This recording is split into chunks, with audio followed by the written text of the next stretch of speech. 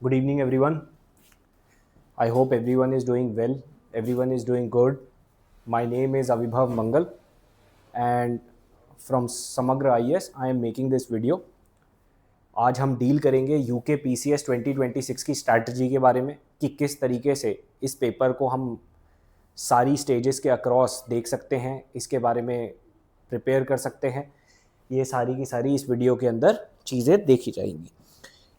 हाल ही में 2 दिन पहले जो उत्तराखंड के आयोग हैं उन्होंने अपनी एक नोटिफिकेशन निकाली जिसके अंदर उन्होंने वैकेंसी को डिस्क्लोज़ करा है। जो अभी अवेलेबल वैकेंसी है उसको बताया गया है और शायद से जहाँ तक मुझे पता है वो 63 पोस्ट के आसपास बताई गई है। इसकी जो डिटेलिंग है कि कौन सी पोस्ट किसके लिए है उसके बारे में और नोटिफिकेशन आना है। जब आपका एप्लीकेशन ओपन होगा उससे पहले ये नोटिफिकेशन आ जाएगा, उससे पहले ये डिटेल्स बता दी जाएंगी। और ये भी बताया गया है कि अक्टूबर 2026 के फर्स्ट हाफ, मतलब आप ये मान लीजिए कि फर्स्ट या सेकंड वीक के अंदर कहीं पे जाके हमारा यूके PCS का प्रीलिम्स होने वाला है। और अगर प्रीलिम्स अक्टूबर के अंदर होगा तो आप ये मान लीजिए अगले 5 या 4 से लेके 6 महीने के कहीं पे बीच के अंदर रिज़ल्ट के साथ साथ आयोग जो है मेंस भी करा देगा। तो यूके PCS का मेंस जो होगा प्रीलिम्स के अगले 4 से लेके 6 महीने के बीच में अभी तक होता आया है वो हो जाएगा। तो आज हम ये देखेंगे कि पूरे के पूरे पेपर के अंदर की जो तीनों की तीनों स्टेजेस हैं उसके अंदर हम किस तरीके से प्रिपेयर कर सकते हैं, वो कौन कौन सी स्टेजेस हैं, उनमें क्या क्या चीज़ें होती हैं, उनमें कौन कौन से सब्जेक्ट्स होते हैं, ठीक है, पेपर्स के पैटर्न क्या है। तो आज की वीडियो का जो एजेंडा रहेगा एक तो 3 स्टेजेस के बारे में आपको बताया जाएगा, ठीक है, उनकी डिटेल्स बताई जाएंगी कि फाइनल सिलेक्शन तक हमारे पास क्या क्या चीज़ें होती हैं। फिर आपको ये बताया जाएगा कि इसके अंदर हर एक स्टेज के अंदर कौन कौन से पेपर्स होते हैं, ठीक है। फिर पेपर्स के आपको पैटर्न्स बताए जाएंगे कि कौन कौन किस तरीके से पेपर का पैटर्न है, कितने क्वेश्चन आते हैं, कितने मार्क्स के आते हैं। फिर आपको ये बताया जाएगा उन सब का सिलेबस क्या क्या है, कि क्या क्या सिलेबस के साथ हमको डील करना है, कौन कौन से इसके अंदर सब्जेक्ट्स आएंगे। और फिर हम फाइनली देखेंगे कि हमारे पास कौन कौन से सोर्सेज हैं जिनसे हम इसको पढ़ें ताकि हमारा सिलेक्शन हो सके। तो ये सारी की सारी चीज़ें ऊपर से नीचे तक बताई जाएंगी। फ्लो बताया जाएगा आपको कि किस तरीके से आपको चीज़ों का फ्लो बताया जाएगा कि आपको इसके बाद क्या करना है, इसके बाद क्या करना है, कितने समय में करना चाहिए, ये सब हम देखेंगे। तो पूरी की पूरी हम स्ट्रैटेजी वीडियो यूके PCS की यहाँ पे बनाएंगे।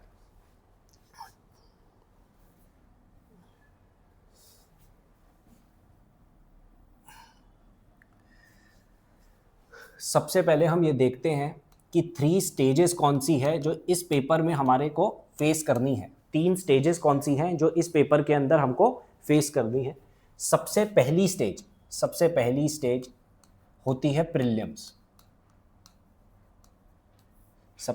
स्टेज होती है प्रीलिम्स। प्रीलिम्स के एग्जाम के अंदर 2 पेपर होते हैं, एक ही दिन 2 पेपर होंगे। होता क्या है, 9:30 बजे से लेकर 12:30 बजे तक पहली शिफ्ट के अंदर एक पेपर हो जाता है। फिर 2-2:30 बजे से लेके 5:30 बजे तक के या 4:30 बजे तक के आसपास में जो है वो सेकंड पेपर हो जाता है। तो पहला जो पेपर होता है वो होता है GS1 और दूसरा जो पेपर होता है वो होता है GS2, ठीक है। इसको हम CSAT का नाम भी दे सकते हैं, जो प्रीलिम्स जो कि यूके PCS का CSAT कहलाया जा सकता है। GS1 के अंदर जो है हमारी पूरी की पूरी जर्नल अवेयरनेस बहुत सारी चीज़ों को लेके टेस्ट होती है, और इस पेपर के अंदर हमारा एप्टीट्यूड और हमारी लैंग्वेज के ऊपर ज़्यादा फोकस होता है। अभी मैं डिटेल्स में बताऊंगा कि कौन कौन से सब्जेक्ट हैं, किस किस सब्जेक्ट की कितनी कितनी वेटेज है, कौन कौन सा सब्जेक्ट कितना कितना पूछा जाता है। सारी की सारी चीज़ें जो हैं डिटेल के अंदर आपको अभी बताई जाएगी।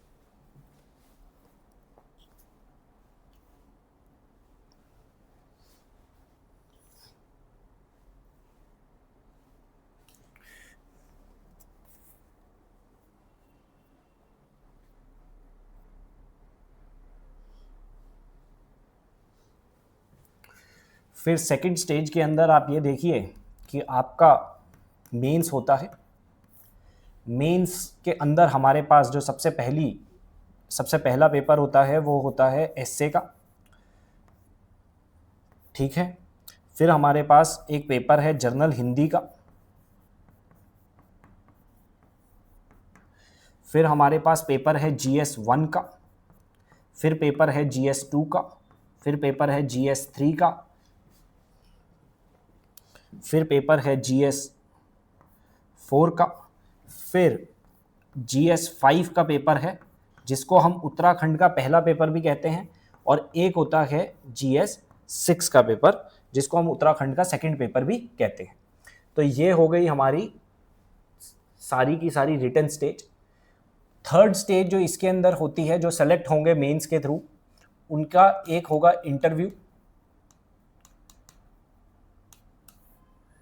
इंटरव्यू और फिर मेंस, और फिर जो फाइनल लिस्ट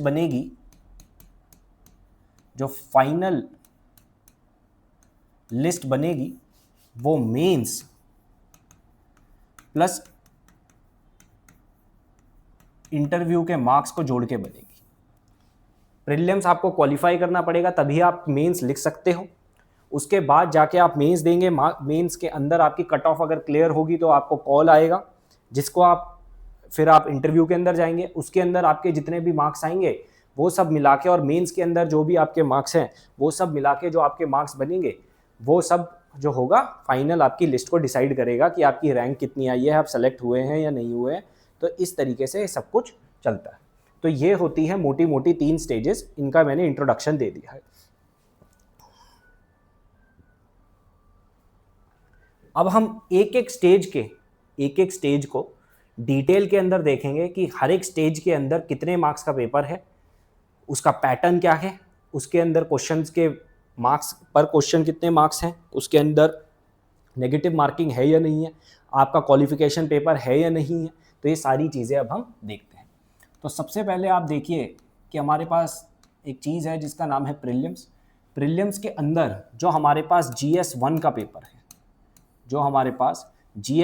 पेपर है, इसके अंदर 150 क्वेश्चंस आते हैं। हर एक क्वेश्चन 1 मार्क का होता है। टोटल 150 मार्क्स का होता है, और इसके अंदर हर एक गलत आंसर के 1/3 मार्क्स डिडक्ट हो जाते हैं। अगर आप क्वेश्चन को छोड़ देंगे तो 0 मार्क्स, लेकिन अगर आपने क्वेश्चन को अटेम्प्ट करा और वो गलत हो गया तो आपका 1/3 माइनस में चला जाएगा, ठीक है। तो ये जो है ये GS 1 के अंदर होता है। 150 क्वेश्चन है, हर एक क्वेश्चन जो है 1 मार्क्स का है, टोटल 150 मार्क्स है। नेगेटिव जो है 1/3 के आसपास देखने के लिए मिलता है। उसके बाद फिर होता है GS 2 या फिर CSAT। GS 2 या फिर CSAT का पेपर होता है।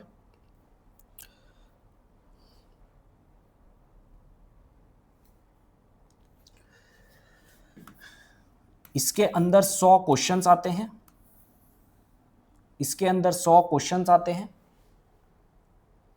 ठीक है। एक सेकेंड,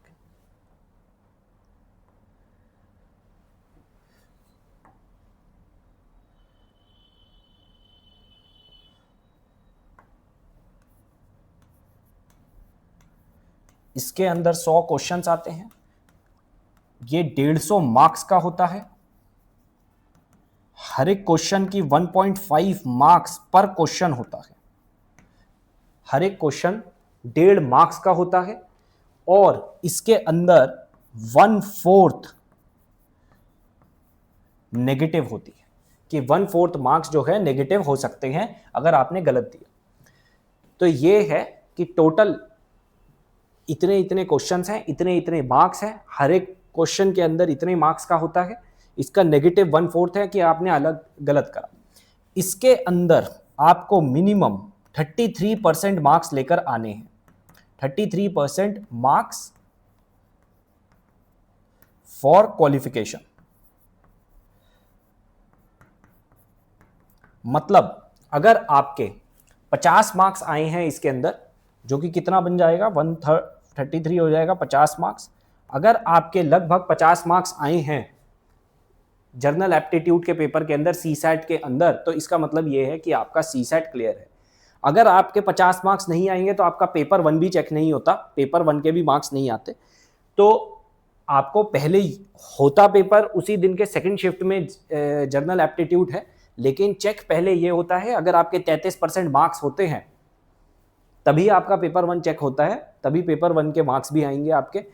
तो आपको 33% मार्क्स लेकर आने, मतलब 50 मार्क्स लेकर आने हैं। वो अभी हम देखेंगे कि किस तरीके से हम श्योर शॉर्टेडली 50 मार्क्स लेकर आएंगे।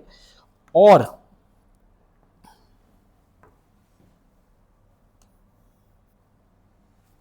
इसके अंदर आपकी कट ऑफ आती है आपके मार्क्स के बेसिस पे, और जो कैंडिडेट्स हैं उनके मार्क्स के बेसिस पे एक कट ऑफ डिसाइड होती है, जो कि यूके पीसीएस निकालेगा, सारा का सारा फॉर्मूला निकालेगा और एक कट ऑफ डिसाइड करेगा। आप ये मान के चलिए कि इसके बेसिस पे ही आप मेंस लिखने जाएंगे, आप कट ऑफ को पार करेंगे तभी आप मेंस लिख सकते हैं। अगर हम प्रीवियस ईयर ट्रेंड देखें तो अप्रॉक्सीमेटली आप ये मान लीजिए कि अगर आपके 95 प्लस मार्क्स हैं तो आप अच्छा स्कोर कर रहे हो, और अगर आपके 105 प्लस मार्क्स हैं तो आप मोर और लेस सिक्योर जोन के अंदर रहते हो। 105 प्लस मार्क्स अगर आपके हैं तो आप एक सिक्योर जोन के अंदर रहते हो। आप तब मेंस की तैयारी बिना चिंता के कर सकते हो कि आपका प्रीलिम्स पार होगा या नहीं होगा। चांसेस हैं ऑलमोस्ट 95% चांसेस हैं कि आपके पक्का प्रीलिम्स पार होगा। ठीक है, तो आप अब मेंस की तैयारी करिए तुरंत प्रीलिम्स के बाद। तो 105 से ऊपर मार्क्स लाने का आपका टारगेट होना चाहिए, 100 से ऊपर पक्का होना चाहिए। 100 से ऊपर भी आ रहे हैं तो भी बहुत अच्छा स्कोर है, तो भी बहुत हाई चांसेस है। 105 से ऊपर आ गए तो लगभग कंफर्म ही हो जाता है।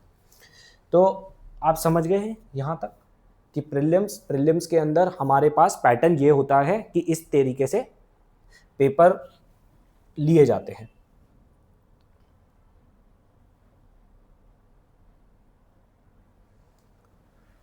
अब हम ये देखते हैं कि मेंस का पैटर्न क्या है।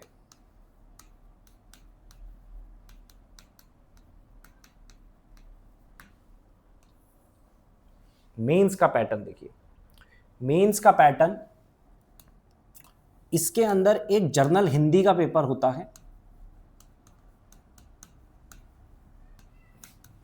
150 मार्क्स का होता है,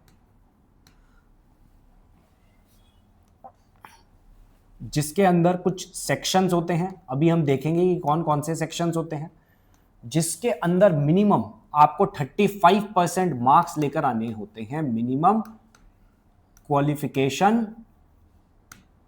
मार्क्स, मिनिमम क्वालिफिकेशन मार्क्स जो इसके अंदर चाहिए वो कितने चाहिए, वो 35% के आसपास चाहिए। 35% के मार्क्स चाहिए। इससे ऊपर आएंगे तो आपका जर्नल हिंदी का जो पेपर है वो क्वालिफाई हो गया है। क्वालिफाई का मतलब ये नहीं है कि ये सिर्फ क्वालिफिकेशन के ऊपर है, इसके मार्क्स नहीं जुड़ेंगे, इसके मार्क्स फाइनल आपकी मेंस की मार्क्स लिस्ट के अंदर पक्का जुड़ेंगे, लेकिन उन मार्क्स आपको 35% से ऊपर मार्क्स तो लेकर आने ही पड़ेंगे। ये आयोग ने डिसीजन ले रखा है। आप लगभग मान लीजिए कि आपके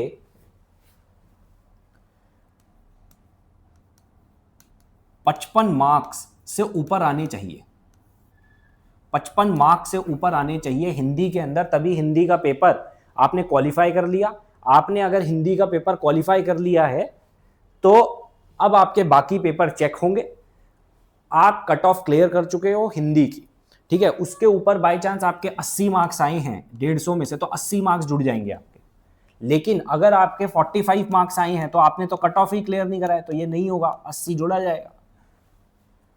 समझ गए होंगे।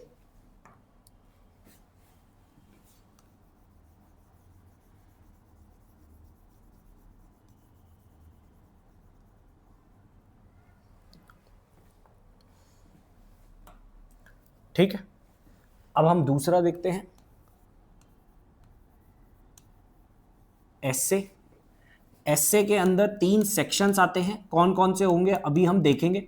सबका मिला के इसके अंदर 150 मार्क्स का पेपर आता है, ठीक है।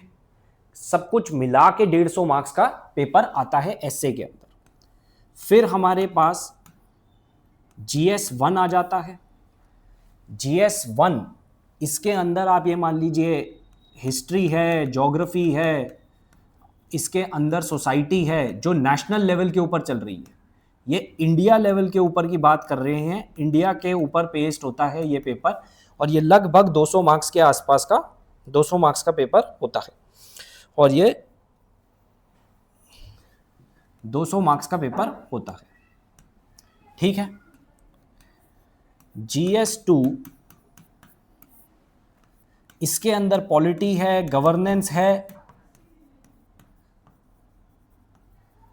इसके अंदर सोशल जस्टिस है, इसके अंदर IR है, इंडिया के लेवल का पेपर है कि इंडिया के ऊपर ज़्यादा फोकस है, नेशनल लेवल के ऊपर ज़्यादा फोकस है, तो ये भी 200 मार्क्स का है। फिर GS3 है। GS3 के अंदर इकोनॉमी है, आपका एग्रीकल्चर है, एनवायरनमेंट है, साइंस एंड टेक है, आपका सिक्योरिटी है और डिजास्टर मैनेजमेंट है। 200 मार्क्स का ये भी पेपर आता है। ये भी इंडिया के लेवल, नेशनल लेवल के ऊपर ज़्यादा फोकस करेगा, उत्तराखंड के ऊपर कम फोकस करता है। फिर GS4 का पेपर है। जो GS4 का पेपर है, इसके अंदर आपको एथिक्स को पढ़ना पड़ता है, आपको एथिक्स को पढ़ना पड़ता है,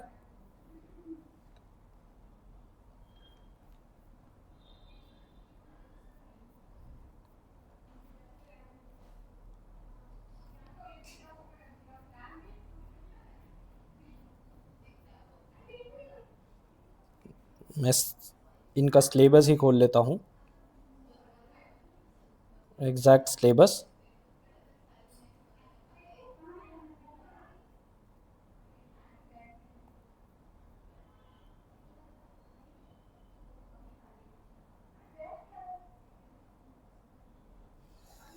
इसमें एथिक्स होते हैं और कुछ 7 टॉपिक्स हैं अलग अलग,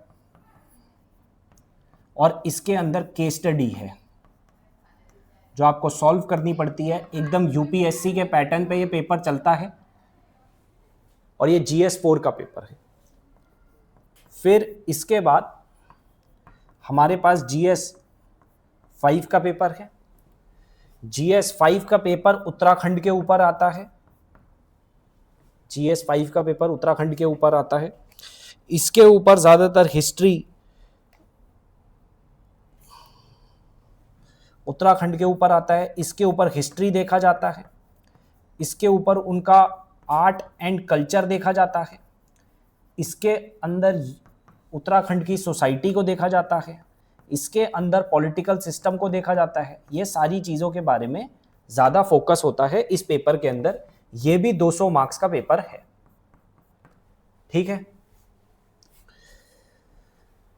यहां तक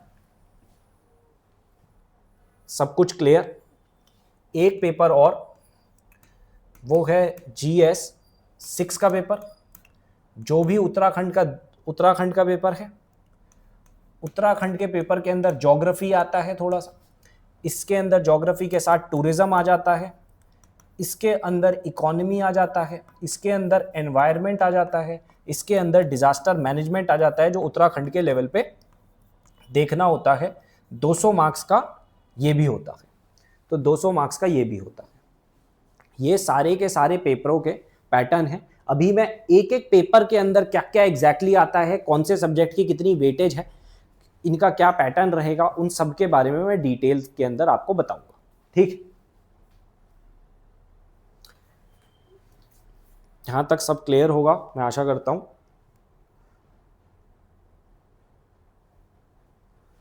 ठीक, आपने देखा कि एक 150 मार्क्स का है, फिर से 150 मार्क्स का है, फिर 200 मार्क्स का है, फिर से 200 मार्क्स का है, फिर से 200 मार्क्स का है, फिर से एक और 200 मार्क्स का है, फिर एक और 200 मार्क्स का है, और फिर से 200 मार्क्स का है। तो ये टोटल 1 2 3 4 5 6 और ये, तो ये 1500 मार्क्स का आपका एक रिटर्न टोटल बनता है। एक रिटर्न टोटल 1500 मार्क्स का बनता है। ये सारे के सारे पेपर मेंस के हैं। अगर हम इनको टोटल करेंगे तो टोटल जो मेंस का वेटेज है वो 1500 मार्क्स का है। ये रिटर्न टोटल है, इसमें से आपकी मेंस की कट ऑफ डिसाइड होती है। इसमें से आपकी मेंस की कट ऑफ डिसाइड होती है। आप ये मान लीजिए लगभग 45% मार्क्स पे कट ऑफ डिसाइड होती है। 45% मार्क्स चाहिए होते हैं इसमें से, तब जाके आपकी मेंस की कट ऑफ इसके आसपास डिसाइड होती है। मतलब 720 के आसपास आप मान लीजिए कि अगर आप ला रहे हो तो आपके चांसेस हैं 720 मार्क्स के आसपास आपको लेकर आने चाहिए, वो एक अच्छा मार्क्स है। उसके बाद हम देखेंगे कि एक और स्टेज है, लास्ट स्टेज है, उसका नाम है इंटरव्यू। इंटरव्यू के 150 मार्क्स हैं। जो इन 1500 के अंदर जुड़ जाते हैं तो 1500 प्लस 150 मार्क्स होने के बाद 1650 मार्क्स बनते हैं, जिसके बेसिस पे ये डिसाइड होता है कि आपको कोई सर्विस मिली है या नहीं मिली है, आपका सिलेक्शन हुआ है या नहीं हुआ है। ठीक है, तो इसके बेसिस पे पता लगता है कि आपके इसमें से 1650 में से कितने मार्क्स आए हैं, उसके बेसिस पे सब कुछ पता लगता है। ठीक है,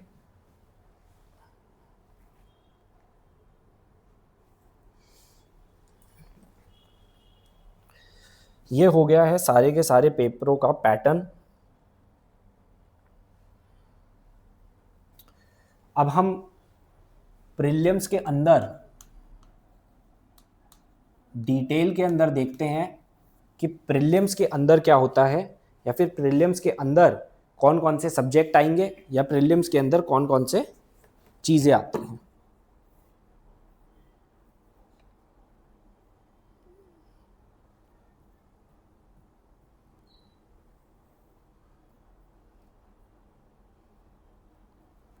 एक मिनट रुको।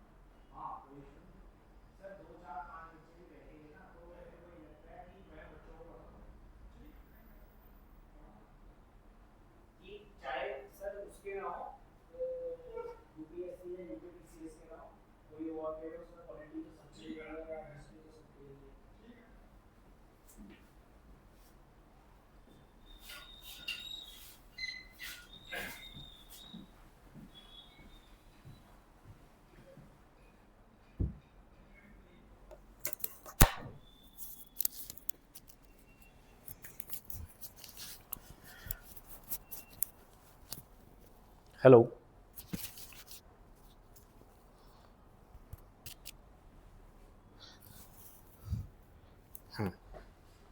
तो हमको अब देखना है कि प्रीलिम्स के अंदर क्या क्या होता है, प्रीलिम्स के अंदर कौन कौन से सब्जेक्ट्स आते हैं, प्रीलिम्स के अंदर किस किस सब्जेक्ट की कैसी कैसी वेटेज रहती है।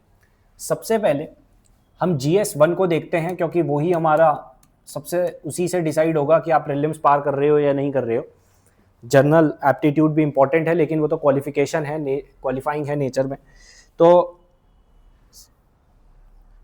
हम ये देखते हैं कि सबसे पहले और सबसे ज़्यादा इंपॉर्टेंट इसमें है उत्तराखंड स्पेसिफिक। उत्तराखंड स्पेसिफिक इस पेपर का 30 से लेके 40% पेपर सिर्फ इसी जगह में से आएगा। 30 से लेके 40% के बीच के अंदर पेपर यहीं से ही आएगा। यूके पीसीएस आयोग ने ये एक तरीके की कंडीशन बना दी है कि कम से कम 1/3 पेपर तो आना ही चाहिए। तो आप ये मान के चलिए कि 40 से लेके 50 क्वेश्चंस के बीच में, क्योंकि टोटल 150 क्वेश्चंस है, तो 40 से लेके 50 क्वेश्चंस के बीच में आप देखोगे कि उत्तराखंड में से आते हैं। 40 से लेके 50 क्वेश्चंस के बीच में उत्तराखंड स्पेसिफिक में से आएंगे कि उत्तराखंड के बारे में आपको पता होना चाहिए। उत्तराखंड के बारे में हमें क्या क्या पता होना चाहिए वो अभी हम देख लेंगे कि एक एक सब्जेक्ट को जब हम डिटेल में पढ़ेंगे तब मैं बताऊंगा कि कौन कौन से सब्जेक्ट को के अंदर क्या क्या चीज़ें हैं और उसको आपको कहाँ से पढ़ना चाहिए। ठीक है, उसके बाद आप दूसरा उठा लीजिए, आप उठा लीजिए पॉलिटी।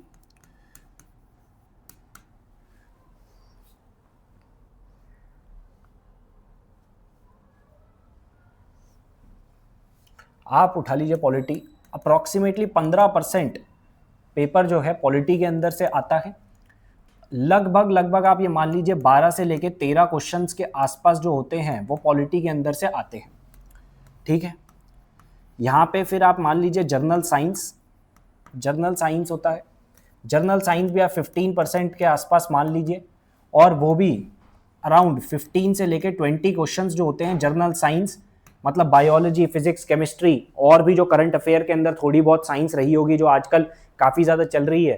ठीक है, वो सारी की सारी जो चीज़ें हैं वो इस वाले एरिया के अंदर पूछी जाती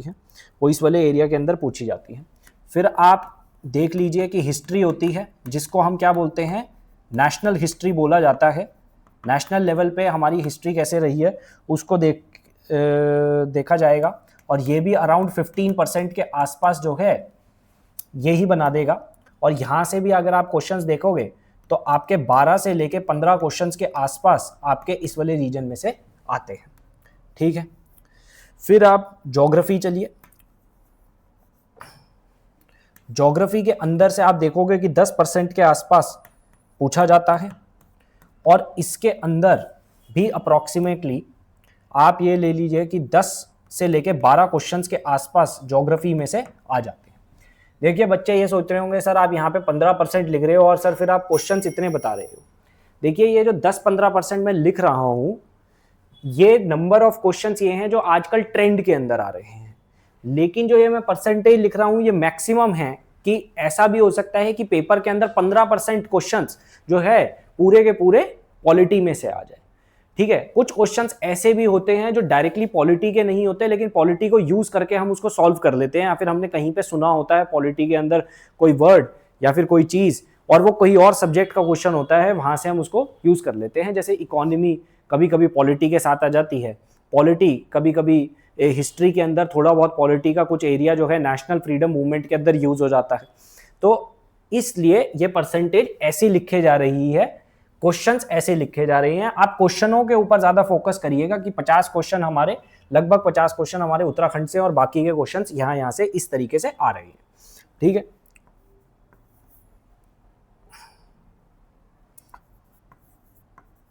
फिर इकोनॉमी से, जो कि नेशनल लेवल की अपन इकोनॉमी देखेंगे, यहाँ पे भी हमने नेशनल लेवल की इकोनॉमी देखी है। ये भी लगभग 10% के आसपास क्वेश्चंस आते हैं। ये भी 10 से लेके 12 क्वेश्चंस के आसपास जो है हमारे पास यहाँ से आ जाता है। ठीक है, इसके बाद आप आइए, सबसे ज़्यादा इंपॉर्टेंट में से एक अब जो हो गया है वो है एनवायरनमेंट और इकोलॉजी, जो कि अराउंड 10% के आसपास के क्वेश्चंस यहाँ से भी आ रहे हैं, और इसमें से भी 8 से लेके 10 क्वेश्चंस बन रहे हैं, जो कि कॉन्सेप्ट के ऊपर क्वेश्चंस जो हैं आज के समय में ज़्यादा देखे जा रहे हैं कि कॉन्सेप्ट्स के ऊपर, कॉन्सेप्ट्स का इंपॉर्टेंस जो है इन क्वेश्चंस के अंदर ज़्यादा बढ़ गया है। ठीक है, अब हम चलते हैं करंट अफेयर्स, या फिर हम देखेंगे डायनेमिक से जब मैं कहता हूं तो मैं ये कहता हूं कि जो कंटेम्प्रेरी के अंदर इशू चल रहा है, जैसे कंटेम्प्रेरी के अंदर रशिया यूक्रेन का वॉर चल रहा है, यूएस से ईरान का वॉर चल रहा है। ठीक है, थोड़ा बहुत साउथ अफ्रीका के अंदर यहाँ वहाँ लड़ाई, अफ्रीका के अंदर यहाँ वहाँ लड़ाई होती रहती है, उसका इशू चल रहा है। या फिर हम देखेंगे कि रिसेंट में जो ट्रेड डील के बारे में हिंदुस्तान अमेरिका के साथ बात कर रहा है या फिर वो यूरोप में किसी के साथ बात कर रहा है, इस तरीके से जो सारी के सारी इश्यूज है वो करंट अफेयर में आएंगे। आईआर भी करंट अफेयर के अंदर आएगा। लगभग 15 से लेके 20 क्वेश्चंस जो हैं यहाँ पे आ जाते हैं। तो ये पूरा का पूरा डिस्ट्रीब्यूशन है जो लिखा गया है।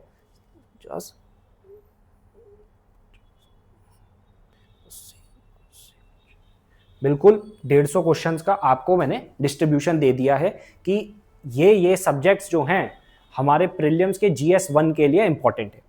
ठीक है, अब थोड़ी देर के बाद हम ये देखेंगे कि एक एक सब्जेक्ट को हमें कहाँ कहाँ से पढ़ना है, कि इन एक एक सब्जेक्ट के अंदर भी हमको प्रीलिम्स के मुताबिक और मेंस के हिसाब से हमको क्या क्या करना चाहिए, वो सब कुछ हम देख लेंगे। इंग्लिश मीडियम के लिए भी और कुछ चीजें जो मैं हिंदी मीडियम के लिए बता पाऊंगा वो भी मैं बताऊंगा। ठीक है,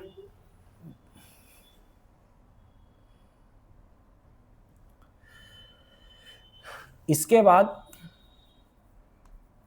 जर्नल एप्टीट्यूड या फिर GS2, हम इसको CSAT भी कह सकते हैं। इसके अंदर सबसे पहले आपके पास लॉजिकल रीजनिंग आती है,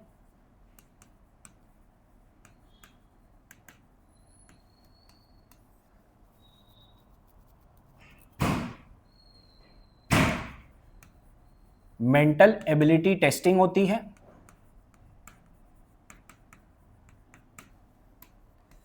इसके अंदर इंग्लिश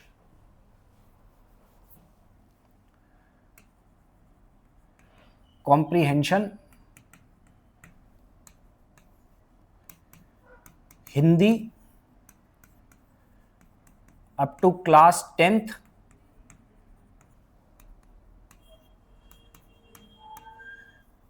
न्यूमेरिकल एबिलिटी, मतलब आप ये मान लीजिए कि आप सम कुछ सॉल्व कर पा रहे हैं या नहीं कर पा रहे हैं। सिंपल इक्वेशंस आपको दे दी जाएगी कि वो आप सॉल्व कर पा रहे हैं या नहीं कर पा रहे, वो चीज़ें भी टेस्ट करी जाएंगी।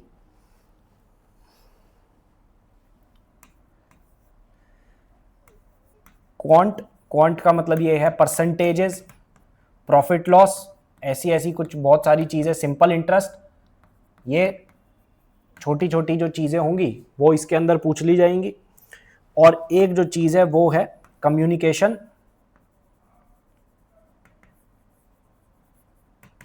And interpersonal skills.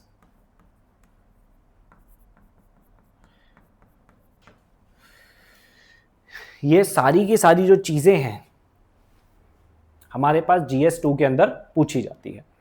ठीक है, 100 क्वेश्चंस का भी ये पेपर होता है।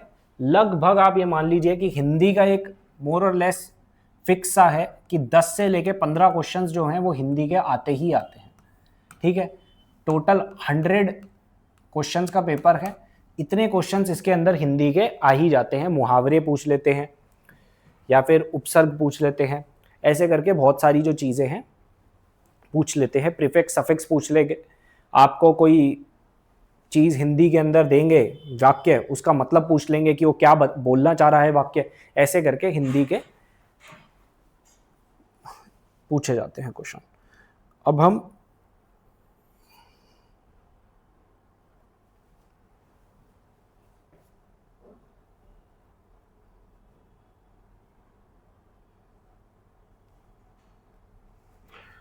देखते हैं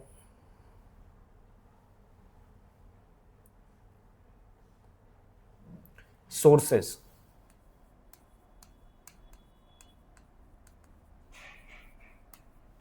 फॉर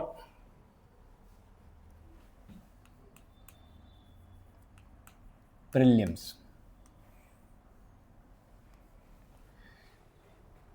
हमको प्रीलिम्स के लिए क्या क्या पढ़ना है सब्जेक्ट वाइज,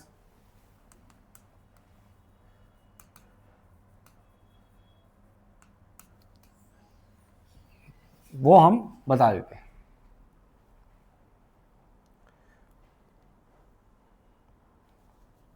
सबसे पहले हम वो चीजें देखते हैं जो नेशनल इंपॉर्टेंस की है। जो सब्जेक्ट नेशनल इंपॉर्टेंस सब्जेक्ट हैं, मतलब वो यूपीएससी, यूकेपीसीएस या फिर और भी पीसीएस के अंदर मोर और लेस कॉमन ही रहते हैं। तो ये वो फाउंडेशनल सब्जेक्ट्स हैं जो आपको सबसे पहले करने चाहिए।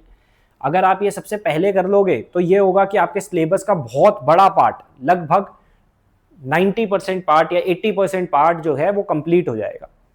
करंट अफेयर समझने में भी आपको आसानी होगी, करंट अफेयर्स भी इसी से रिलेटेड आते हैं, इसी के चारों तरफ घूमते रहते हैं। तो ये नेशनल इंपॉर्टेंस सब्जेक्ट, मतलब जो सब्जेक्ट्स नेशनल इंडिया को ज़्यादा फोकस में रखते हैं, उनके बारे में अब हम देख लेते हैं। तो सबसे पहला सब्जेक्ट जो है हमारे पास है पॉलिटी।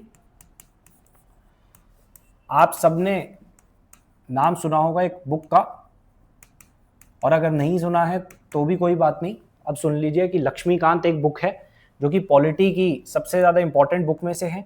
और इसके अलावा जो आपको क्लास नोट्स के अंदर कॉन्सेप्ट्स दिए जाते हैं उसको आप देख लीजिए। तो यहाँ पे कॉन्सेप्ट्स और लक्ष्मीकांत, और आपको कॉन्स्टिट्यूशन का शेड्यूल्स,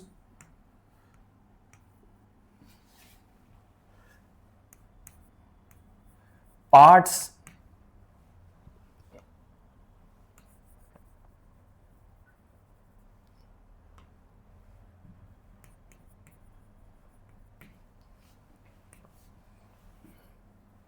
कुछ इंपॉर्टेंट आर्टिकल्स, ये सब आपको पता होने ज़रूरी है।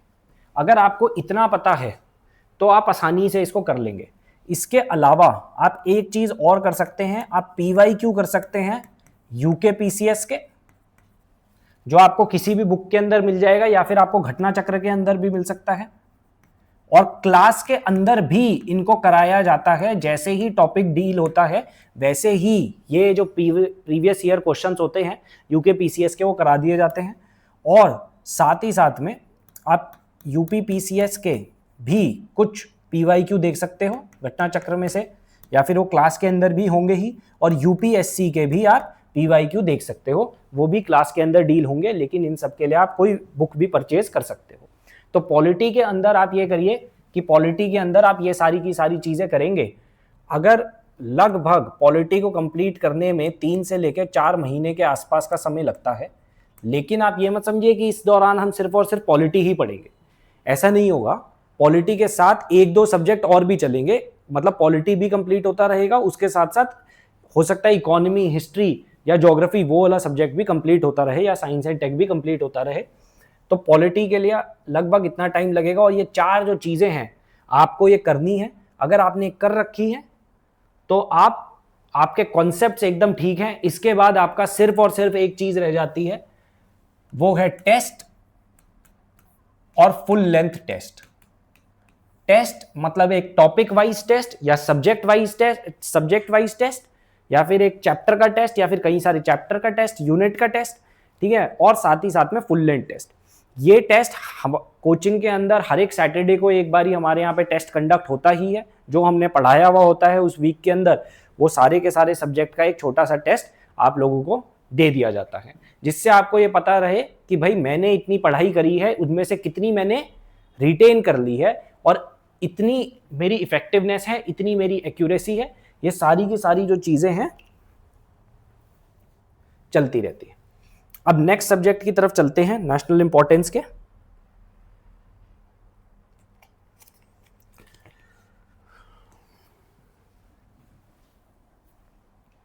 नेक्स्ट सब्जेक्ट है ancient and medieval.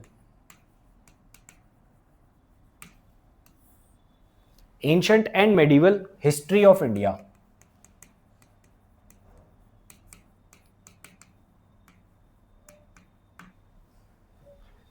Ancient and medieval history of India.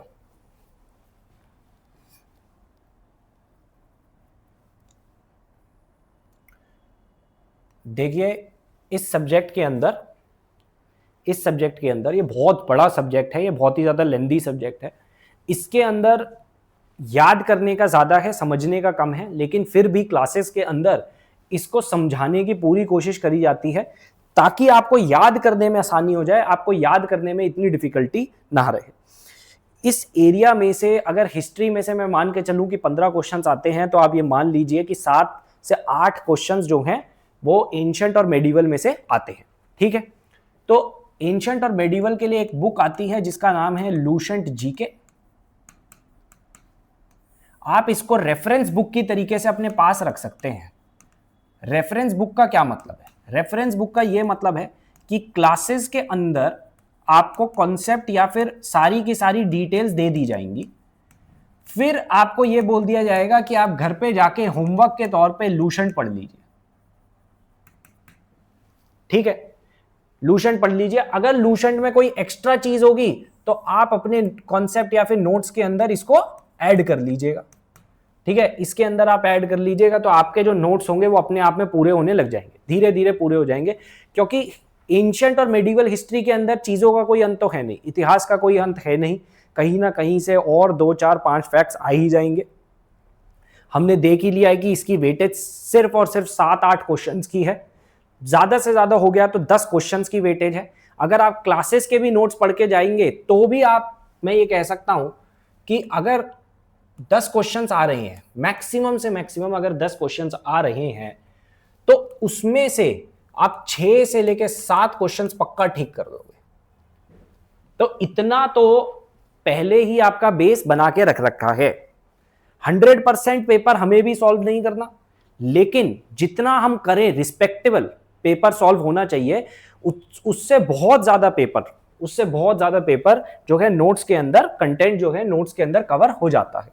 कि आप क्लासेस के अंदर कॉन्सेप्ट्स पे जाएंगे, फिर आप लूसेंट जो बताया जाए आप होमवर्क की तरीके से पढ़ लेंगे वो टॉपिक, फिर वापस आके यहाँ पे ऐड कर देंगे। तो इस तरीके से आपकी बात हो सकती है।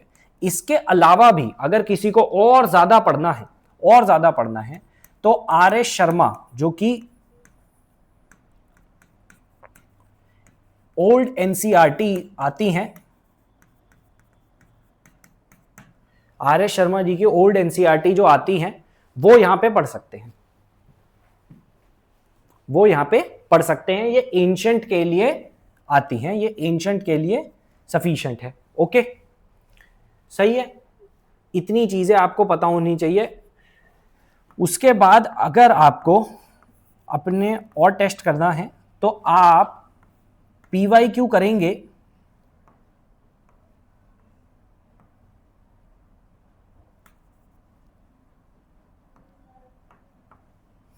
आप PYQ करेंगे UPPSC का, आप UKPSC का, और आप करेंगे UPSC का।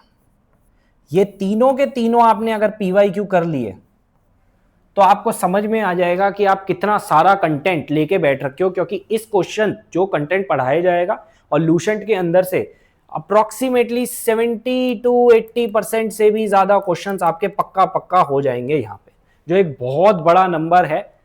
टॉपर के भी शायद से इतने सारे क्वेश्चंस नहीं होते होंगे इस सब्जेक्ट में से, क्योंकि ये सब्जेक्ट बहुत ज्यादा लेंथी है और बहुत ज्यादा वेरिएबल है। इसके अंदर जितना समय लगा के आपका आउटपुट आएगा, जिसको हम कहते हैं ROI इस सब्जेक्ट का बहुत ज्यादा कम है। जब ROI किसी सब्जेक्ट का कम होता है तो हमारी ड्यूटी है कि हम उसको फटाफट पूरा करें। जितना वो पढ़ना चाहिए बेयर मिनिमम उतना पढ़ लें, उसके साथ उसके प्रीवियस ईयर क्वेश्चंस लगा लें और थोड़े बहुत टेस्ट सॉल्व कर लें। बस बहुत ज्यादा हो गया, कुछ टेस्ट सॉल्व कर लेंगे, वैसे इतना भी बहुत ज्यादा सफिशिएंट है। तो आपका एंशिएंट और मेडिवल जो होगा वो बहुत अच्छे तरीके से तैयार हो जाएगा। ठीक है,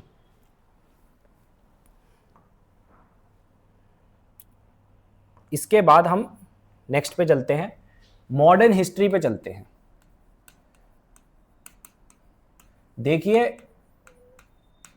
एंशिएंट और मेडिवल हिस्ट्री का कोई अंत नहीं है। क्वेश्चन बनाने वाला आपसे ये भी क्वेश्चन बना सकता है कि अकबर का टेलर कौन था, लेकिन ये सारी चीजें हम कब तक पढ़ते रहेंगे और कहां से पढ़ते रहेंगे? हर एक बुक के अंदर कोई ना कोई नया फैक्ट तो आपको मिल ही जाएगा, और हर एक फैक्ट अगर पढ़ने जाएंगे तो सिर्फ पूरे साल में एंशिएंट ही या मेडिवल ही तैयार हो पाएगी, उससे ज्यादा तैयार कुछ हो नहीं पाएगा। तो अच्छा यही रहेगा कि क्लास के अंदर जितना पढ़ाया जाए प्लस एक आध किताब जो आपको रेफर करी जाए और थोड़े बहुत जो नोट्स दिए जाए आप उसमें से अपना पढ़िए, और आप 70% क्वेश्चंस को फिक्स कर लीजिए, उसके बाद बाकी सब्जेक्ट पढ़िए।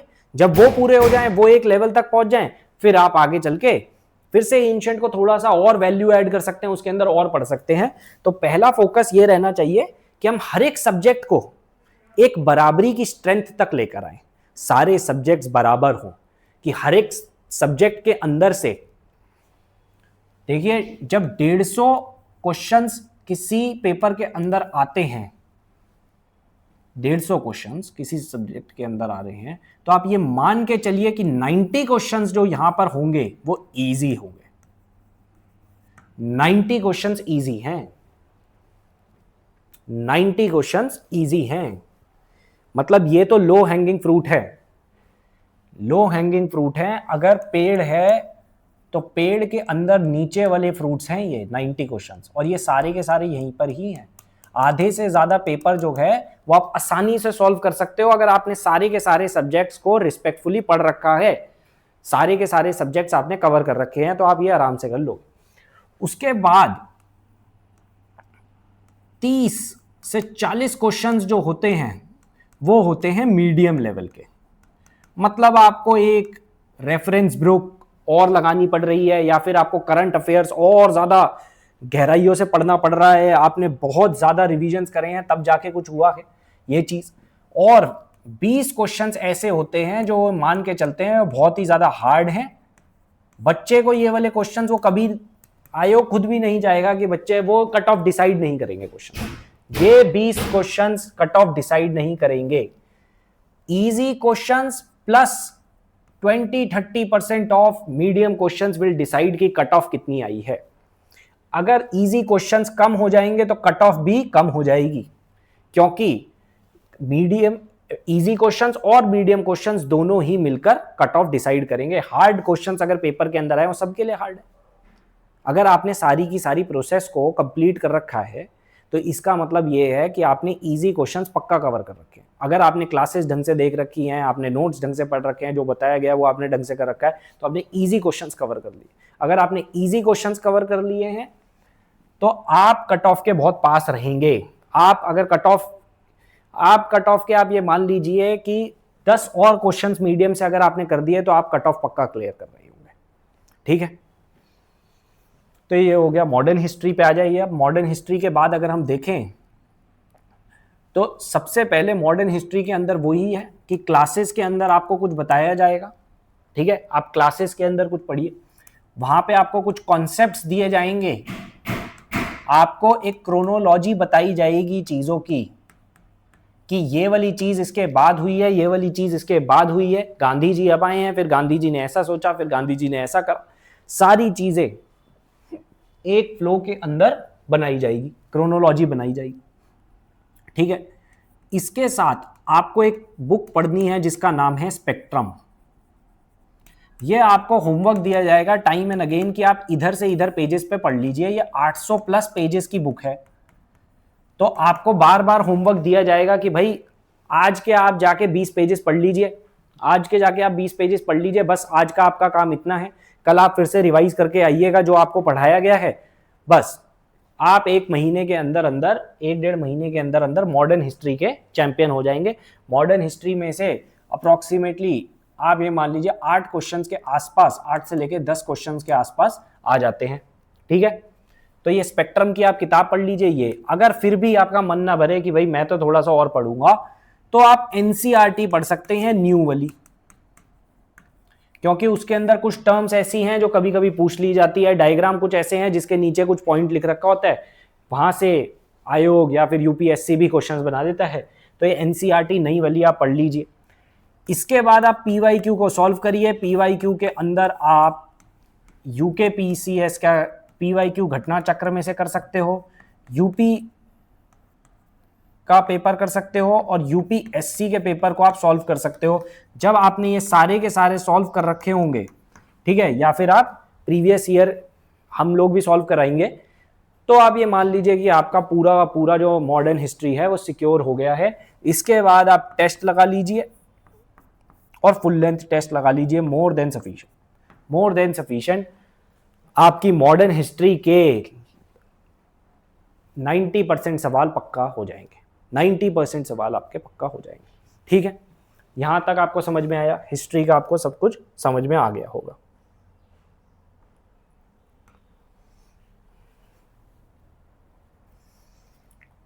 अब आप नेक्स्ट उस पे आइए, ज्योग्राफी। ज्योग्राफी के अंदर देखिए, एक चीज होती है फिजिकल ज्योग्राफी,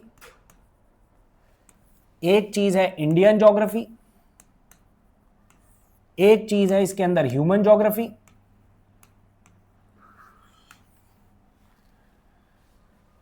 और इसके अलावा थोड़ी बहुत एनवायरनमेंट ज्योग्राफी भी होती है, लेकिन वो हम एनवायरनमेंट के साथ ही डील करेंगे। आप एनवायरनमेंट और इकोलॉजी को यहीं पे ही लिख लीजिए, इसके भी सोर्सेज, क्योंकि एनवायरनमेंट और इकोलॉजी ज्योग्राफी से हटके नहीं पढ़ा जा सकता, आप इसको साथ में पढ़िएगा। इसके एनवायरनमेंट और इकोलॉजी इसके साथ में ही आप पढ़िएगा, वो ज्यादा आपके लिए बढ़िया रहेगा, आपको ज्यादा उसके अंदर अंडरस्टैंडिंग आएगी।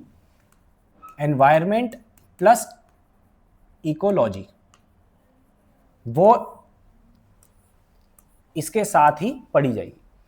तो सबसे पहले आप देखिए, यहां पे हमारे पास एक चीज है क्लासेस, उसके अंदर आपको पढ़ाए जाएंगे कॉन्सेप्ट, प्लस आपको दिए जाएंगे नोट्स। ज्योग्राफी के नोट्स बहुत एक्सटेंसिव तरीके से आपको यहां पे प्रोवाइड होंगे कि ज्योग्राफी में आपको ये पढ़ना है, ये करना है, सब कुछ।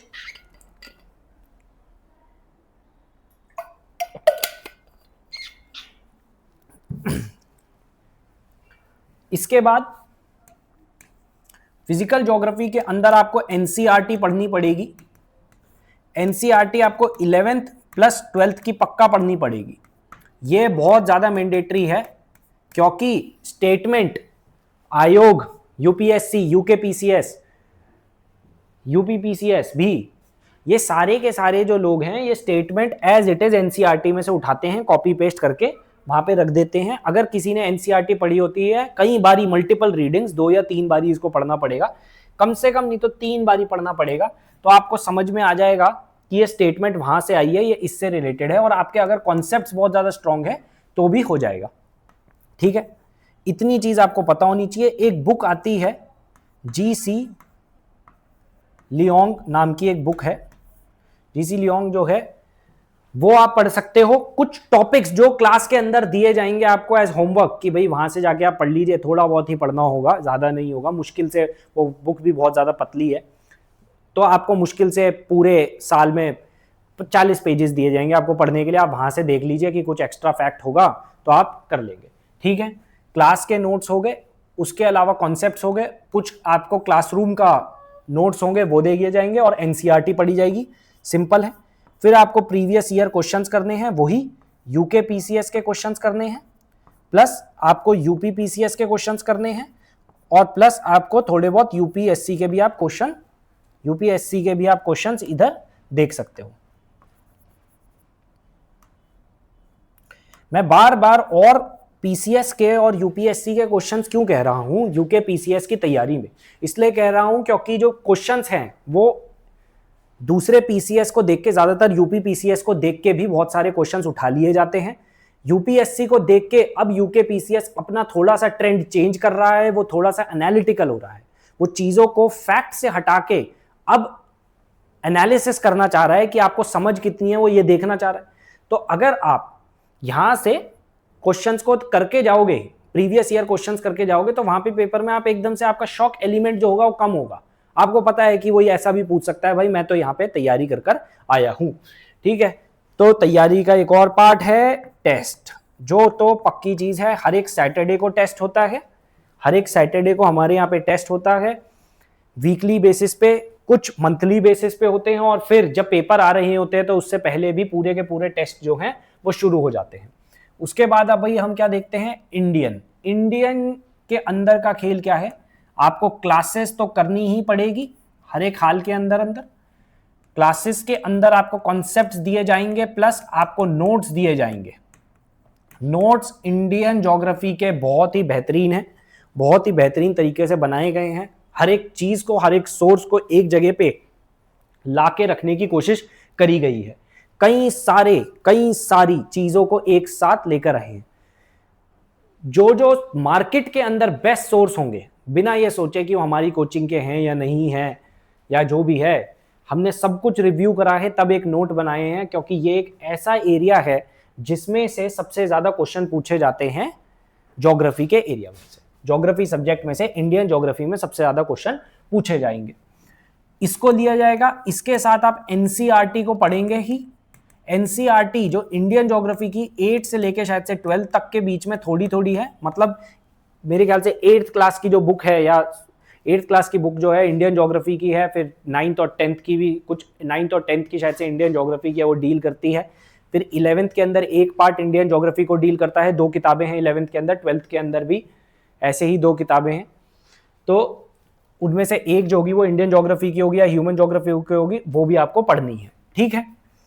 उसके बाद आप फिर पीवाईक्यू सॉल्व करेंगे।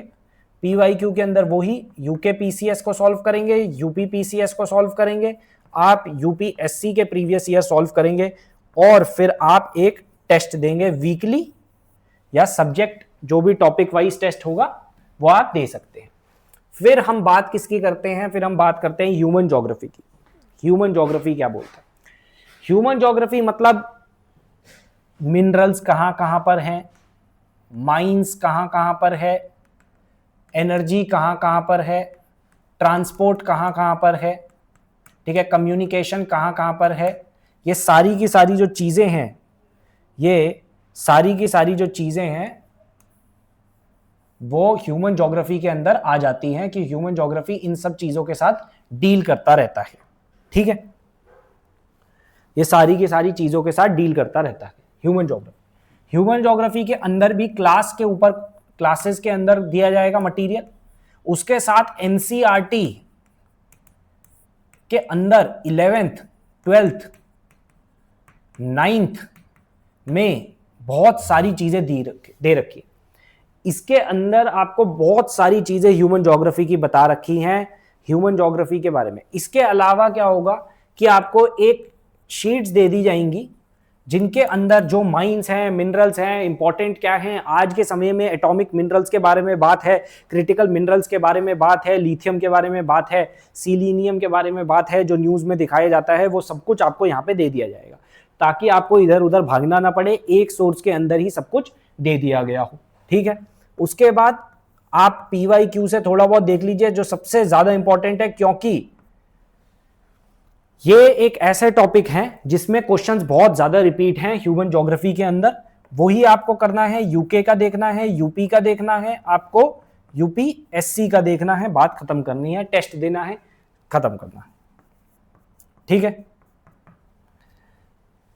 ओके। अब एक चीज और है, वो है एनवायरमेंट।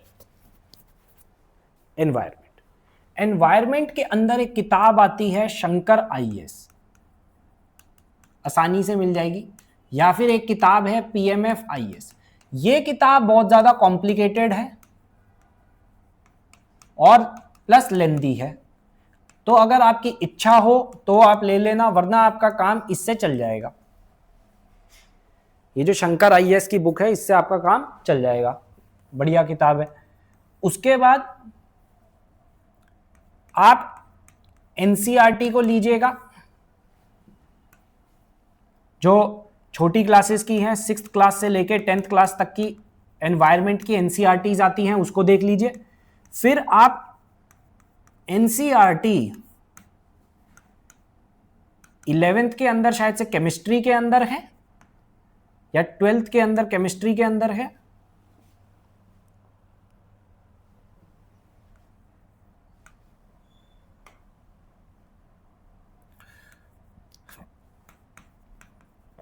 ट्वेल्थ की बायोलॉजी के अंदर कुछ टॉपिक्स ऐसे हैं जो एनवायरनमेंट के साथ डील करते हैं, वो देख लीजिए। और इन सबको एक जगह पे ला रहे होंगे हमारी क्लासेस, तो उसको देख लीजिए, ठीक है, जो आपको पूरे के पूरे कॉन्सेप्ट सिखा देंगी। फिर फाइनली आप पीवाईक्यू देख लीजिए,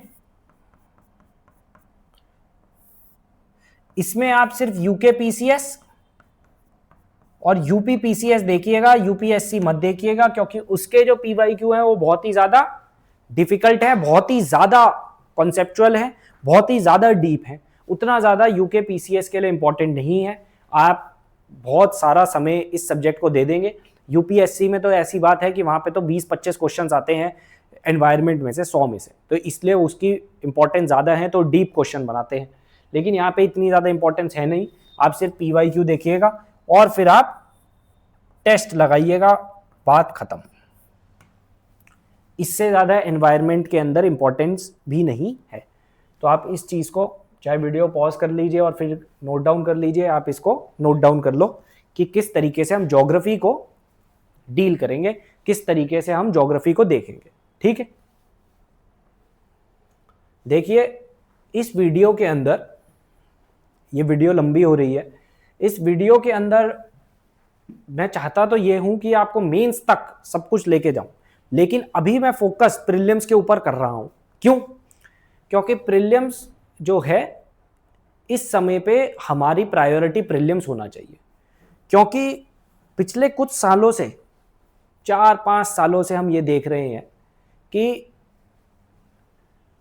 जो प्रीलिम्स है वो बहुत ही ज़्यादा अनसर्टेन हो रहा है, चाहे वो किसी भी पीसीएस का हो, चाहे वो यूपीएससी का हो, चाहे वो यूके पीसीएस का हो, चाहे वो यूपी पीसीएस का हो, चाहे वो हरियाणा पीसीएस का हो, किसी का भी हो, कोई भी पीसीएस आप उठा लीजिए, वो बहुत ज़्यादा अनप्रिडिक्टेबल होता जा रहा है।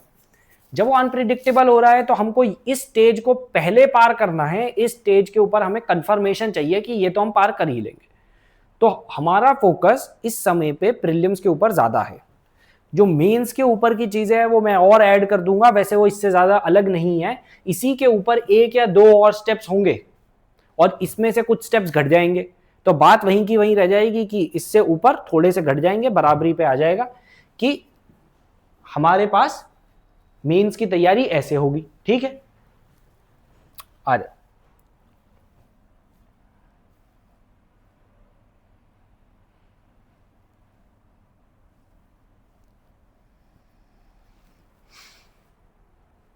चलिए देखें, अब हम देखते हैं नेक्स्ट सब्जेक्ट जिसका नाम है इकोनॉमी।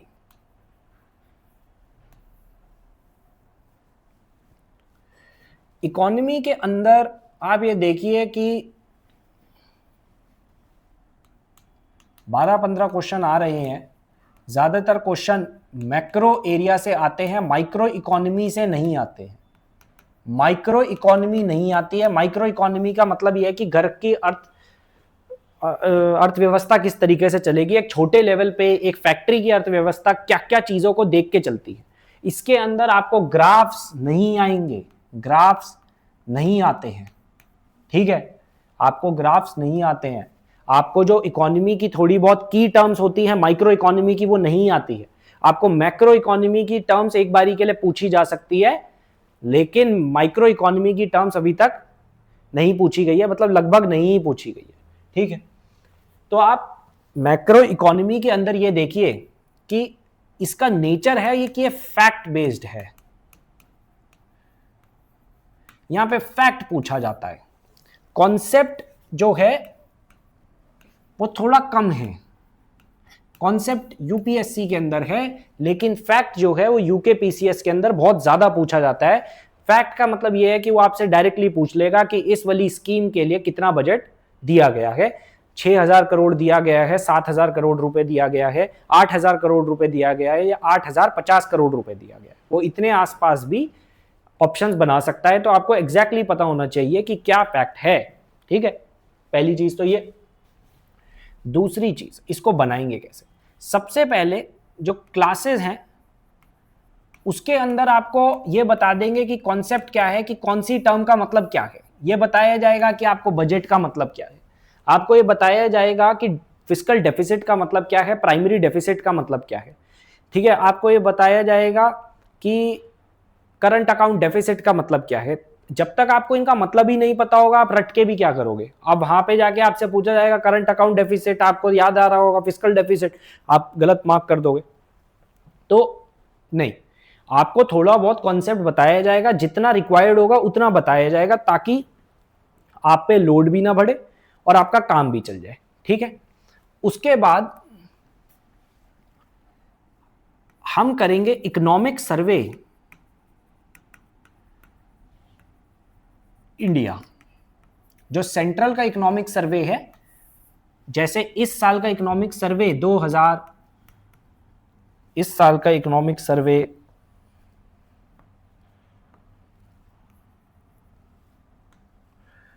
2025-26 है, पिछले साल का आता है ना कि पिछले साल सरकार ने क्या करा है वो इस साल आएगा।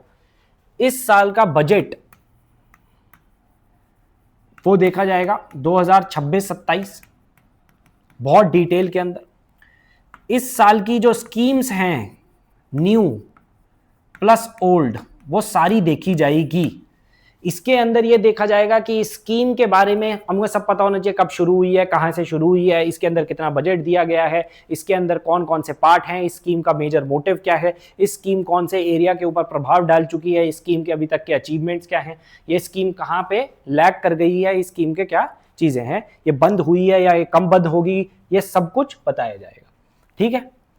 तो ये हो गया स्कीम्स। उसके बाद हम इसी के साथ साथ उत्तराखंड का भी इकोनॉमिक सर्वे कर लेंगे और इसी के साथ ही हम उत्तराखंड का बजट कर लेंगे, ये भी कर डालेंगे, ठीक है। क्यों? क्योंकि फिर हमारी उत्तराखंड की इकोनॉमी भी पूरी हो गई है ऑलमोस्ट। हमको अर्थव्यवस्था उत्तराखंड की भी पूरी लगभग पता लग गई है। फिर हम उत्तराखंड की डिस्ट्रिक्ट वाइज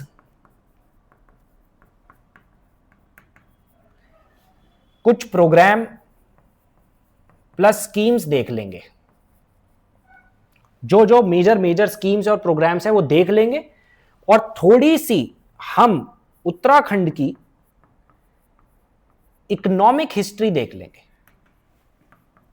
उत्तराखंड की इकोनॉमिक हिस्ट्री का क्या मतलब है कि उत्तराखंड 2000 के अंदर बना था, उसके बाद हमारी जीडीपी कैसी रही है, आज के समय में जीडीपी ग्रोथ रेट क्या रही है, कौन से चीफ मिनिस्टर के दौरान पे कैसे कैसे काम हुए हैं, कौन सी स्कीम किस समय पे लॉन्च हुई है, हम लोगों ने किस किस इलाके में से कितना कितना हमारे पास रेवेन्यू आता है, क्या क्या एक्सपेंडिचर होते हैं, कहाँ पे हमारे पास खेती ज़्यादा है, कहाँ पे कम है, ये सारी की सारी जो चीज़ें हैं हम इकोनॉमिक हिस्ट्री के अंदर उत्तराखंड की कवर कर लेंगे।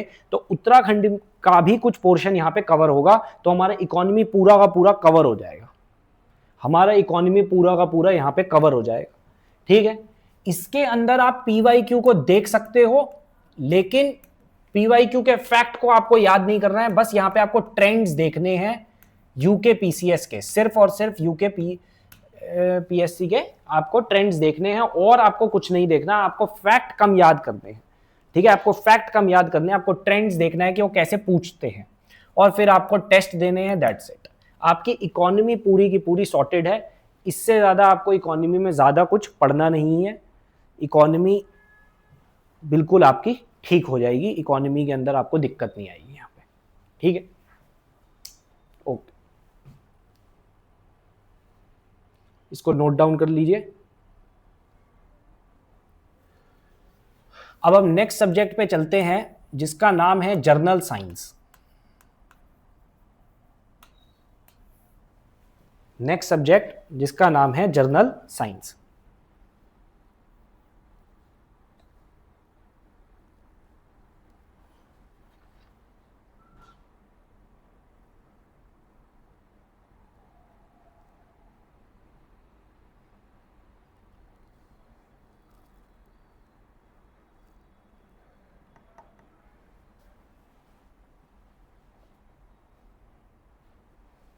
देखिए जर्नल साइंस के अंदर क्या है कि जर्नल साइंस के अंदर आप क्लासेस में से कॉन्सेप्ट को लेंगे, आपको सब्जेक्ट वाइज जाया जाएगा।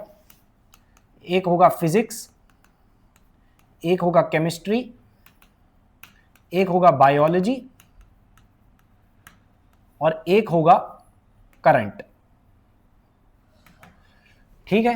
कि जो करंट में चल रहा होगा वो भी अलग अलग के अंदर जाएगा, कि जैसे स्पेस में क्या चल रहा है, जैसे डिफेंस के अंदर क्या चल रहा है, जैसे और चीज़ों के बारे में क्या चल रहा है, सब कुछ देखा जाएगा। जैसे बायोटेक्नोलॉजी के बारे में क्या चल रहा है, AI और कंप्यूटर्स के अंदर क्या चल रहा है, ये सारी की सारी चीज़ें भी करंट के अंदर साइंस के लिए अलग से देखी जाएगी। ओके। इसके बाद आपको एक किताब फिर से पढ़नी है, लूसेंट जीके, ये वही हिस्ट्री वाली किताब है। इसके कुछ लगभग 50 से 60 पेजेस हैं जो कि साइंस के ऊपर हैं, बहुत अच्छी किताब है। ये वाली किताब आपको होमवर्क के अंदर पेज बाय पेज दी जाएगी कि ये 60 पेजेस जैसे जैसे टॉपिक कवर होता जाएगा आपको दे दिए जाएंगे। आज आप 4 पेजेस पढ़ लो, फिर आप 5 पेजेस पढ़ लो, उसमें आपका काम हो जाएगा। फिर आप PYQ सॉल्व करेंगे, वही यूके PSC वाला, यूपी का वाला और UPSC वाला, ठीक है। फिर आप टेस्ट देंगे, चीज खत्म। इतनी ही है इसके अंदर चीजें।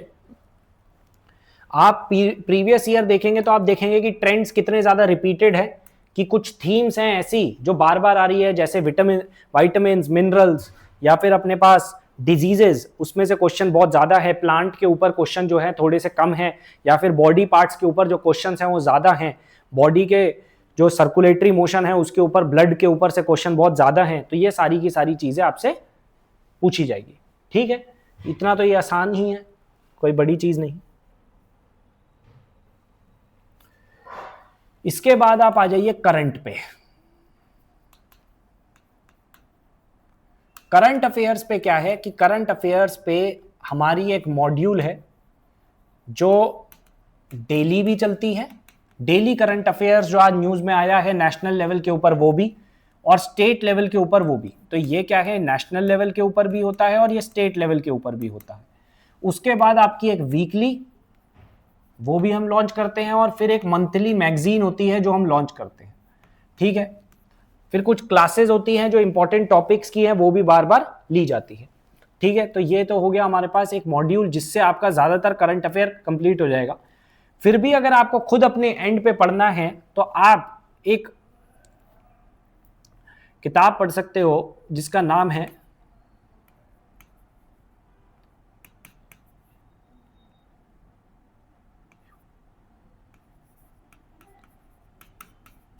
प्रतियोगिता दर्पण। प्रतियोगिता दर्पण, आप ये किताब पढ़ सकते हो। इसको PD भी बोला जाता है, PD भी बोलते हैं। या फिर आप घटना चक्र की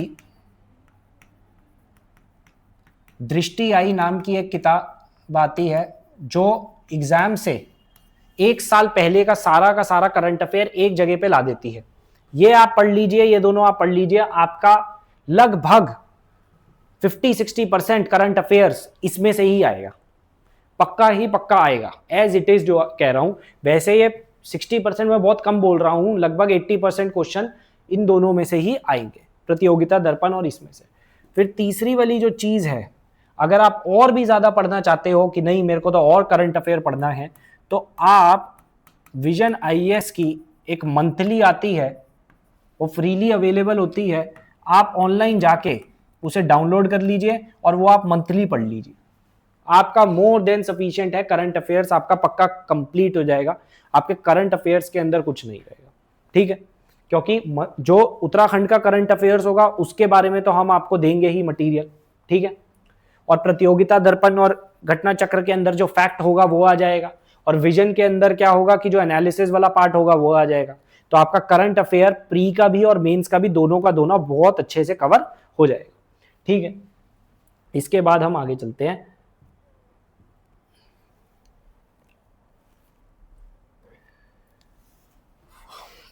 अब हमें पता होना चाहिए कि हम उत्तराखंड कहां से पढ़ेंगे।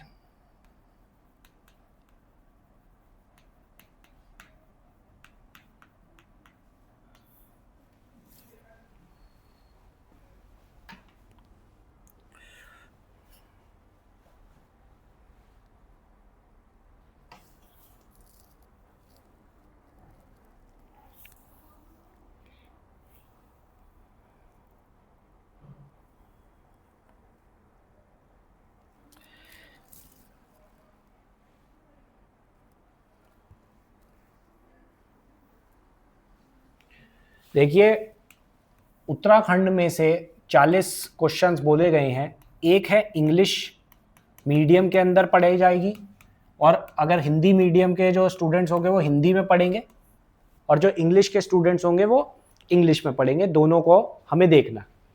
सबसे पहले अगर आपको इंग्लिश में देखना है तो अरिहंत की एक किताब आ रही है नो योर स्टेट। मैंने खुद इसमें से पढ़ा है और 2 बारी प्रीलिम्स निकला है, इसको पढ़ के ही निकला है। ये अरिहंत की किताब आ रही है, बहुत अच्छी किताब है, आप इसको पढ़िए प्लीज। Know your state. इसके अंदर एक जो किताब है शायद से अभी रिसेंटली आई है कि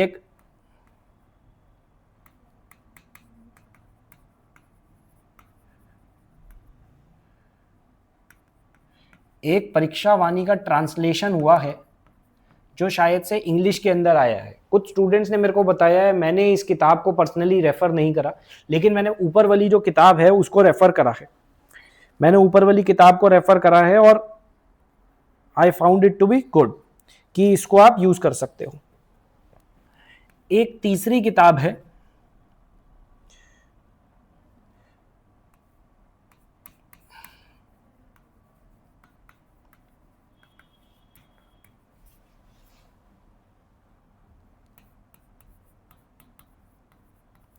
उत्तराखंड बाय विंसर। ये पब्लिकेशन का नाम है, ये भी बहुत बढ़िया किताब है, आप इसको भी रेफर कर सकते हो। ये वाली किताब आपको comprehensive coverage point by point wise दे देती है, आसान है अंडरस्टैंड करने में, सारी की सारी चीज़ें फ्लो के अंदर है। परीक्षा वाणी बहुत ज़्यादा थोड़ी सी मतलब हिंदी के अंदर जो परीक्षा वाणी है वो हिंदी की सबसे ज़्यादा इंपॉर्टेंट किताब है। हिंदी के लिए आपको परीक्षा वाणी ही यूज़ करनी है, उससे बेहतरीन कोई किताब नहीं है। वो थोड़ी सी वहाँ पे फैक्चुअल आपको लग सकती है, लेकिन वो बहुत ही बढ़िया किताब है, आप उसी को यूज़ करिए, ठीक है। फिर अगर आपको डेडिकेटेडली यूके पीसीएस की हिस्ट्री पढ़नी है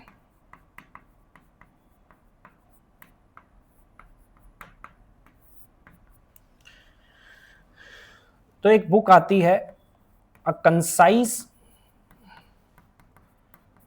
हिस्ट्री ऑफ उत्तराखंड बाय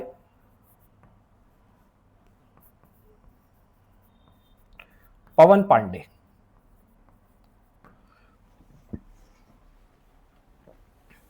ये किताब हिस्ट्री के लिए बहुत ज्यादा इंपॉर्टेंट है। आप अगर ये किताब पढ़ लोगे, पहले आप ये किताब को पढ़ लीजिए, अराउंड 300 पेजेस की ये किताब है। अगर आप ये मान लीजिए कि आपको 1 महीने में पढ़नी है, रोज के 10 पेजेस ही पढ़ने पड़ेंगे। 2 महीने में आप 3 बार ये किताब को आराम से पढ़ दोगे। पहली बारी पढ़ने में 30 दिन लगेंगे, अगली बारी पढ़ने में 20 दिन लगेंगे, अगले दिन पढ़ने में 10 दिन लगेंगे, फाइनल रिवीजन 2 दिन में हो जाएगा। ऐसा ही होता है कि फाइनल रिवीजन 2 दिन के अंदर हो जाएगा, ठीक है। तो ये वाली किताब नो योर स्टेट पढ़ने के बाद आप फिर ये वाली किताब भी पढ़ सकते हो, ठीक है। इसके बाद हम हिंदी के अंदर देख लेते हैं कि हिंदी के अंदर क्या क्या है।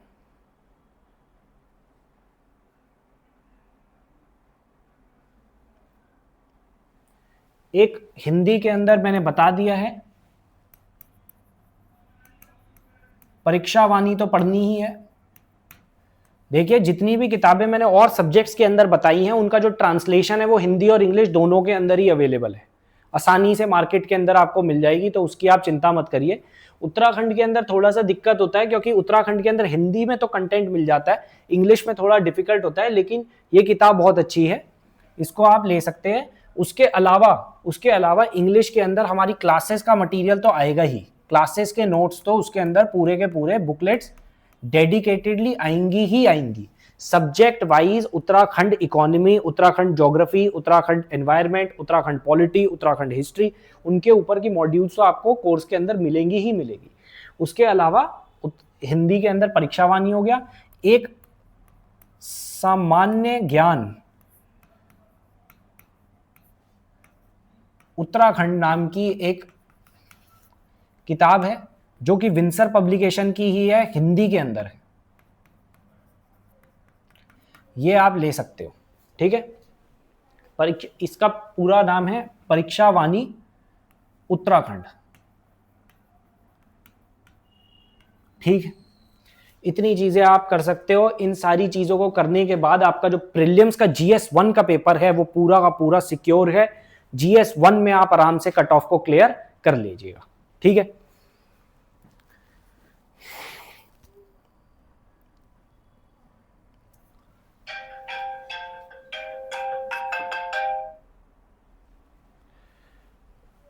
ठीक दोस्तों, आज का वीडियो हम यहीं तक ही रखते हैं, क्योंकि वीडियो भी काफ़ी लंबा हो गया है। हमने प्रीलिम्स का GS1 तक सब कुछ देख लिया है। अब हमें मेंस के ऊपर ज़्यादा बात करनी है। हम सब्जेक्ट वाइज मेंस के ऊपर वीडियो बना सकते हैं या फिर पेपर वाइज वीडियो बना सकते हैं कि एक पेपर को एक बारी हम डील करें बिल्कुल डिटेलिंग के अंदर, उसके हर एक टॉपिक को, उसके हर एक सब्जेक्ट को, और फिर उनके अंदर के टॉपिक को ध्यान से देखें कि किस तरीके से हम उसका प्रिपरेशन कर सकते हैं, ठीक है। फिलहाल के लिए मैं वीडियो यहीं तक ही रखूँगा। मैं आशा करूँगा कि आपको वीडियो बढ़िया लगा होगा, आपको समझ में आया होगा कि यूके PCS का जो पेपर है वो इतना भी ज़्यादा मुश्किल नहीं है। जो सिंपल सोर्सेज हैं जो हम सबको पता है वही हमको देखने हैं, और उनको थोड़ा सा ही गहराई के अंदर देखना है।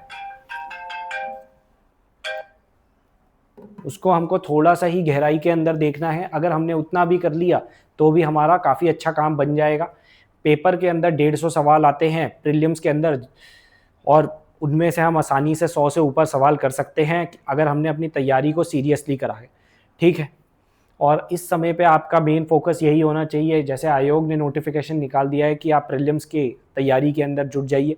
मेंस की तैयारी भी आप साथ ही साथ में कर सकते हैं, थोड़ा थोड़ा चीज़ें और देख सकते हैं। जैसे हिंदी के पेपर को आप देख सकते हैं जो इंग्लिश मीडियम के विद्यार्थी हैं, या फिर एथिक्स के पेपर को थोड़ा देख सकते हैं। उत्तराखंड का जो पेपर होगा, जब आप उत्तराखंड प्रीलिम्स के अंदर पढ़ोगे तो बहुत सारा पार्ट उसके अंदर कवर हो जाएगा।